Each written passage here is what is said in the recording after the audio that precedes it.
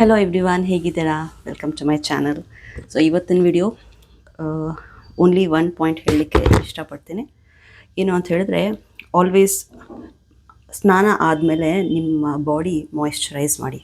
Okay, moisturise ಒಳ್ಳೆ ಒಂದು moisturiser choose ಮಾಡಿಬಿಟ್ಟು ಕಂಪ್ಲೀಟ್ ಕೈಗೆ, ಕಾಲಿಗೆ, ಆಮೇಲೆ ಫೇಸ್ಗೆ.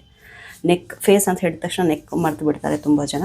ಡೋಂಟ್ ಮಿಸ್ ಯುವರ್ ನೆಕ್ಗೆ ಕೂಡ ಮಾಯಿಶ್ಚರೈಸ್ ಮಾಡಿ. ಆಮೇಲೆ ಇವಾಗ ಸಮ್ಮರ್ ಬರ್ತಾ ಇದೆ, very very important, don't miss sunscreen miss ಮಾಡ್ತಾರೆ ಸಾಕಷ್ಟು ಜನ.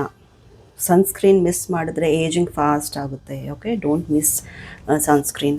ಆಮೇಲೆ ಇನ್ನೊಂದು ವಿಷಯ ಏನಂತ ಹೇಳಿದ್ರೆ, ತಲೆ ಸ್ನಾನ ಮಾಡಿ ಆಗಿದ ತಕ್ಷಣ ನಿಮ್ಮ ಫೇಸ್ಗೆ ಐಸ್ ಕ್ಯೂಬ್ಸಿಂದ ರಬ್ ಮಾಡಿ. ಏಕೆ ಅಂತ ಹೇಳಿದ್ರೆ, ಬಿಸಿ ನೀರು ಹಾಕಿರ್ತೀರಲ್ವ ಫೇಸ್ಗೆ, ಬಿಸಿ ನೀರು ಹಾಕಿದಾಗ ಪೋರ್ಸ್ ಎಲ್ಲ ಓಪನ್ ಆಗುತ್ತೆ. ಸೊ ಅದು ಅವಾಯ್ಡ್ ಮಾಡಲಿಕ್ಕೋಸ್ಕರ ಐಸ್ ಕ್ಯೂಬ್ಸ್ನ ರಬ್ ಮಾಡಿ. ಕಂಪ್ಲೀಟ್ ಐಸ್ ಕ್ಯೂಬ್ಸ್ ರಬ್ ಮಾಡಿದ ತಕ್ಷಣ ನಿಮ್ಮ ಕಂಪ್ಲೀಟ್ ಪೋರ್ಸ್ ಎಲ್ಲ ಕ್ಲೋಸ್ ಆಗುತ್ತೆ. ಓಕೆ, ಪೋರ್ಸ್ ಕ್ಲೋಸ್ ಆಗಿದ ತಕ್ಷಣ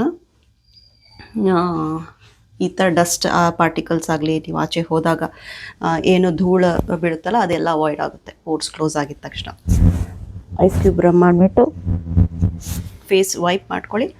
ಅದಾದ ನಂತರ ಮಾಯಿಶ್ಚರೈಸರ್ ಆದಮೇಲೆ sunscreen. Very very important, miss ಮಾಡಬೇಡಿ. Okay, thank you.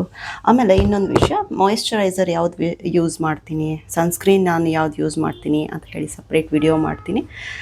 ಇವು ಇಷ್ಟ ಆದರೆ ಸಬ್ಸ್ಕ್ರೈಬ್ ಮತ್ತು ಶೇರ್ ಕೂಡ ಮಾಡಿ. Okay, thank you.